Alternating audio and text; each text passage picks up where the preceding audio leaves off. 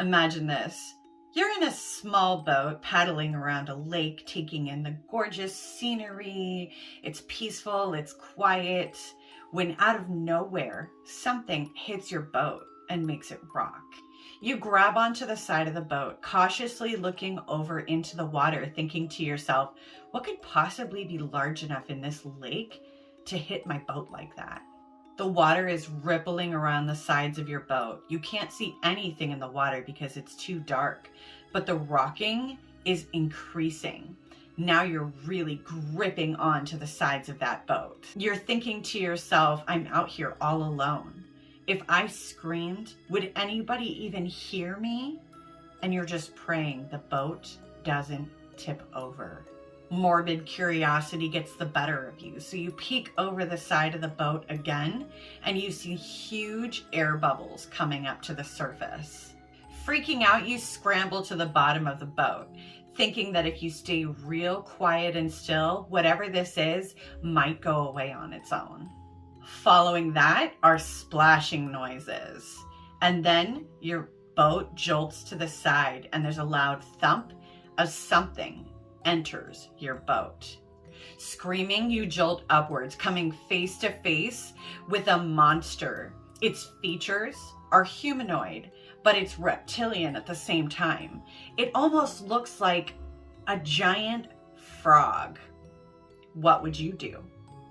Welcome to Coffee and Cryptids. My name is Morticia Evermork.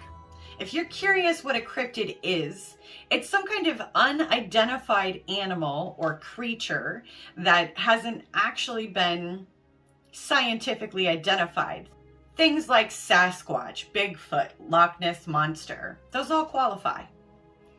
The more technical term for these types of creatures is a cryptid. Every week I like to post a new video about a cryptid that I find fascinating while I'm drinking my favorite coffee, because those are two of my favorite things. Grab a cup and settle in. It's story time. In 1955, a businessman was driving down a dark road in Loveland, Ohio, when he came across a crazy encounter at the Loveland Bridge. What he came across was some figures that were huddled together at the bridge. And he was thinking to himself that they were probably just some youths that were up to no good. So he honked his horn at them, thinking, that would break up the group. But instead of the group breaking up, they jumped upwards from underneath the bridge to on top of it. One of them landed directly on his car, turned its head, more than humanly natural, looked right at him, and croaked like a frog. At that point, the businessman passed out. That businessman in 1955 had the very first encounter with what is known as the Loveland Frogman. There are 3 different versions of that legend of the businessman having an encounter with the frogman, and it's hard to say which one is actually true. The other 2 involve the frog creatures talking, one of them having some kind of a special piece of wood that they use like a wand, and leaving behind the smell of almonds and alfalfa sprouts in their wake. I went with the version that seemed the most realistic to me. But, you can go with whatever version makes you happy. You do you.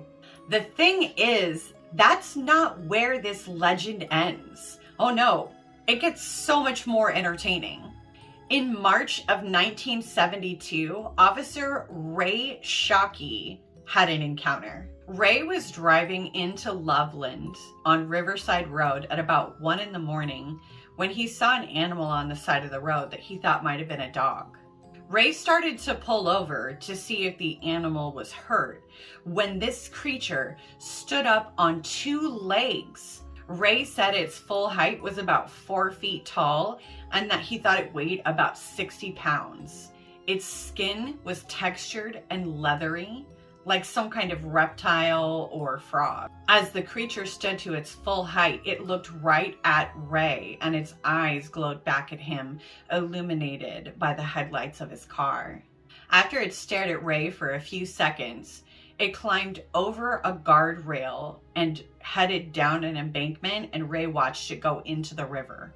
So after Ray's run-in with this creature, he decided to call another officer, Officer Mark Matthews, and tell him about what he had just experienced, and did so in a very shaky voice that really led Mark to believe that, Ray really had experienced something. They just didn't know what he had experienced. After that, Ray went to his sister and described what he saw, and his sister drew a picture of it.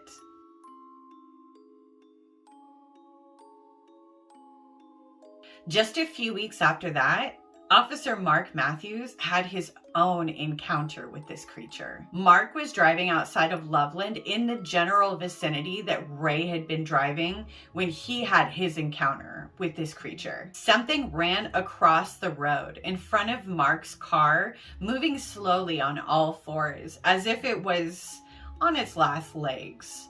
So Mark pulled over to see what it was. Whatever this thing was, it was big. It was 4 feet tall, reptilian in nature. It definitely did not have a tail. At that point, Mark was like, I have no idea what this thing was, and nobody is going to believe me if I tell them that I saw this creature, this cryptid. So he did what any officer would do. He shot it, and he brought it back to the station with him, dragged it into his trunk, and drove it back to the station, where he did show the other officer, Ray Shockey, who confirmed that was what he saw a few weeks before that. Later, Officer Mark Matthews said that it was an iguana that was missing its tail. Maybe it had been somebody's pet that either got loose or was set free when it got too large, and it was, scared, freaked out, and running around. There are plenty of people out there that would disagree with that theory, though, and think that the Loveland Frogman is still running around to this day. I even read a few theories that said that Mark missed the shot and the creature got away. So who knows? Maybe what the officers encountered just happened to look like this legendary cryptid, and that's why it's associated with it. And that cryptid's still out there in the shadows causing havoc in Loveland. I'm curious to know what you guys think. Was it the Loveland Frogman that they encountered? Or could it have all just been a hoax? But there's more. In August of 2016, so pretty recent, 2 kids were playing Pokemon Go. They were hunting a Pikachu between Loveland Madera Road and Lake Isabella when they encountered a giant frog. They said that the frog stood up on its 2 hind legs and started coming out of the water towards them. One of the kids snapped a photo of the monster frogman that got up to 4 feet tall as it was standing up. The kids screamed in utter terror and ran away right after that. Sam Jacobs was one of those kids. He swears on his grandmother's grave that what he saw was real. I believe you, Sam Jacobs.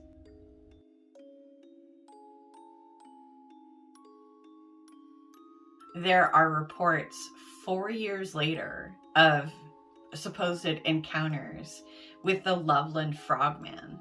Those did turn out to be a kid at the local high school who does live action role playing as the Loveland Frogman because he just really loves the Loveland Frogman so much. There are a few articles I found that will say that what the kids playing Pokemon Go saw was just the kid live action role playing as the Frogman, but I'm not so sure. Sam did swear on his grandmother's grave that what he encountered was real, and there is a photo.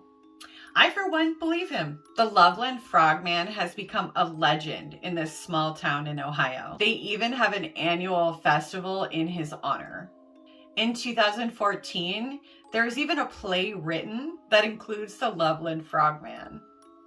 Occasional sightings are still reported by local residents of Loveland. I like to believe that the Loveland Frogman is real and that he's still out there, just getting into mischief, getting into trouble. Doesn't seem like he's hurting anybody, just getting into some mischief in the river. Do you think the Loveland Frogman is real? Other than the Mothman, I imagined something like the Loveland Frogman is a cryptid that I would probably die trying to pet. Maybe if you kiss him, he turns into a prince. Who knows? Thank you for watching. My name is Morticia Evermorg, and this is Coffee and Cryptids. If you enjoyed today's story and you want to hear more stories about cryptids, be sure to hit like, subscribe, and turn on your notifications for YouTube. That way you get notified every time I post a new video. And with that, I'll say good night, sleep tight, don't let the ghoulies bite. Bye.